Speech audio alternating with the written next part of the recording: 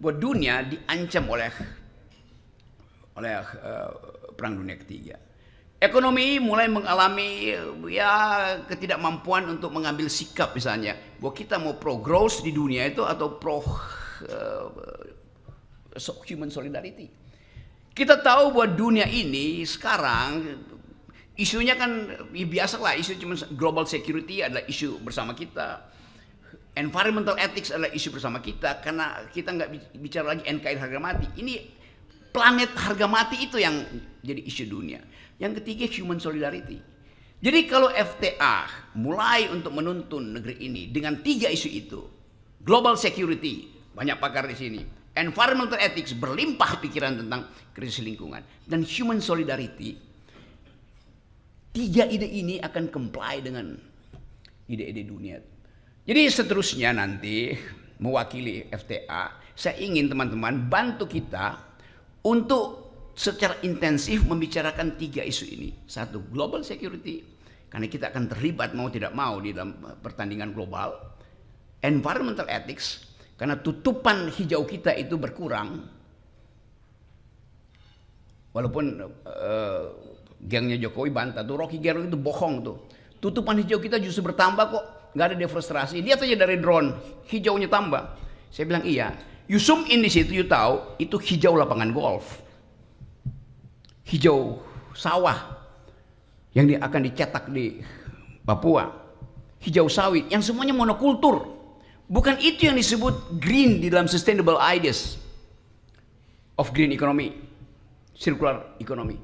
Jadi sekali lagi, tadi saya bilang apa? Jadi FTA punya 3 kurikulum. 1, kita akan pantau global security, termasuk posisi Indonesia di dalam persaingan global security ini. Yang kedua, environmental ethics, ini penting sekali.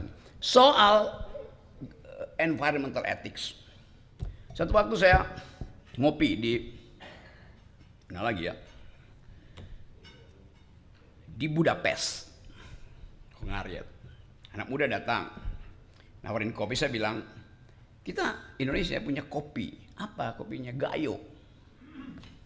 Dia bertanya, anak muda ini, Gayo ada di Aceh. Dia Google, lalu dia tanya, kopi yang Anda unggulkan itu ditanam di bukit nomor berapa? Panik saya.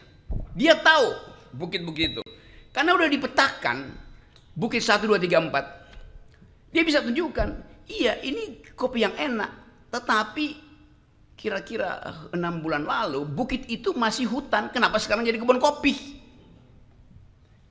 Jadi itu yang mau saya terangkan, bahwa tidak mungkin kita lolos dari mungkin mata dari Elon Musk yang pasang Starlink di atas kita. Itu yang saya ingin supaya kita mengerti bahwa semua hal yang kita bicarakan juga connected dengan ide-ide dunia. Saya ngomong tentang hilirisasi. Anak muda Eropa angkat tangan.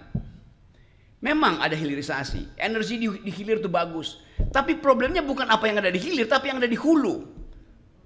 Apa yang ada di hulu? Kotor secara politik, bersih secara hilir, kotor secara politik. Dan itu juga yang diiyakan oleh Hasyim Johanikusumo kemarin. Bahwa 10 orang Indonesia itu menguasai industri hulu itu tanpa ada persaingan di dalam lelang yang masuk akal.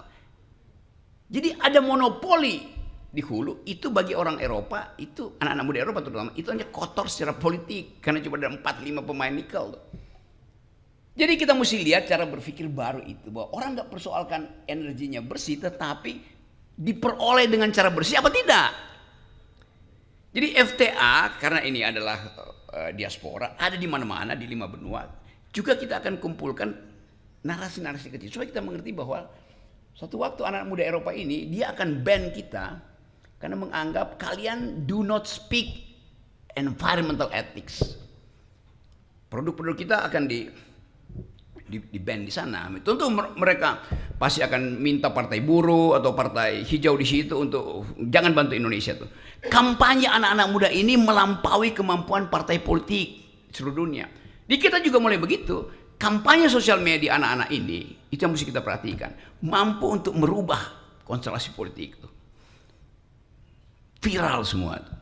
Jadi suara anak muda ini juga akan jadi perhatian FTA bahwa mereka lah yang memang berhak untuk menghasilkan masa depan. Dan bagi kita yang ada di sini sekarang, kita ingin diingatkan bahwa yang kita sebut sebagai kabinet hari ini sebetulnya itu hanya semacam ya kompilasi dari bermacam nada tanpa partitur tunggal di situ.